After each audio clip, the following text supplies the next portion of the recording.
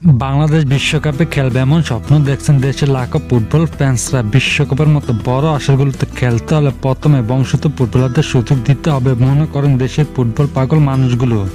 এদিকে বংশোদ্ভূত ফুটবলারদের মধ্যে সবচেয়ে আলোচনা রয়েছে কুইন সুলিভানের ছোট ভাই Cavan Sullivan. Queen Sullivan Bangladesh হয়ে খেলার সুযোগ আর না থাকলেও কাভান সুলিভানের বাংলাদেশ হয়ে খেলার সম্ভাবনা রয়েছে।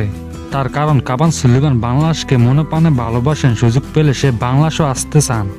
সাম্প্রতিক সময় একটি গণমাধ্যমকে দেওয়া একটি সাক্ষাৎকারে কাভান সুলিভান সে নিজেও জানিয়েছেন, বাংলাদেশে আমার অনেক ফ্যান ফলোয়ার রয়েছে, আমি জানি তারা আমাকে অনেক পছন্দ করে, আমি সুযোগ পেলে একদিন বাংলাদেশে যাব।